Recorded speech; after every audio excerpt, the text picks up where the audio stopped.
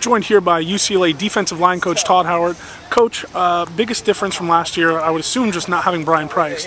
But how have you seen guys sort of rise to the occasion so far? Well, we got a lot of inexperienced guys. The guys are in, we rotate 8, and those 8 guys, none of them had any starting experience. Yeah.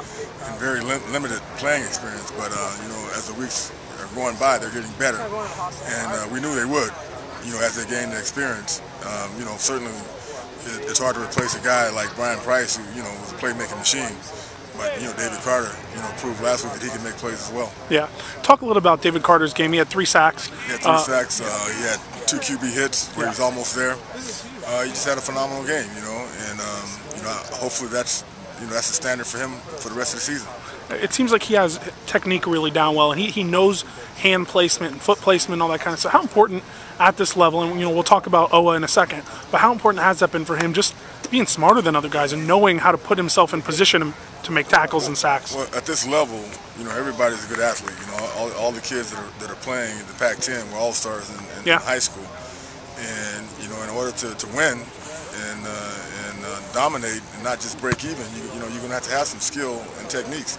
And that's, certainly something I stress every day in practice. Every day when we review film, it's all about the techniques. Yeah.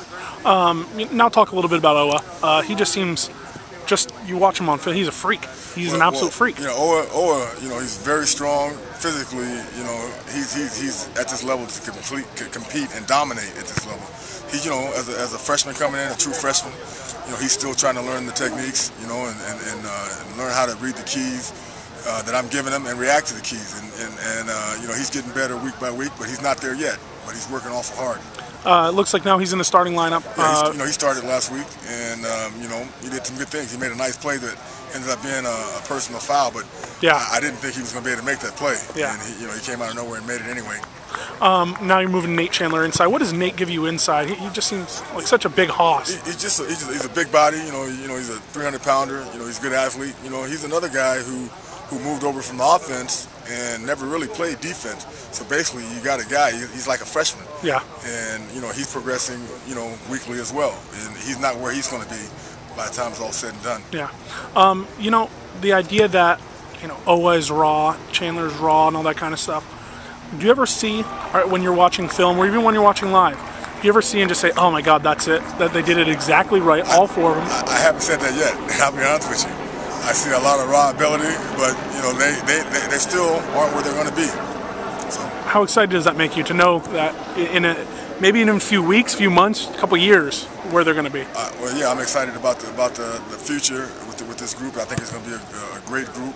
We're not there yet, and we're working awful hard. But as a coach, you want to see perfection. So it's, when you go out there and you don't see the perfection that you want to see, you're not satisfied. Yeah. Awesome, Coach. Todd Howard, UCLA defensive line coach. Thanks, man. Okay.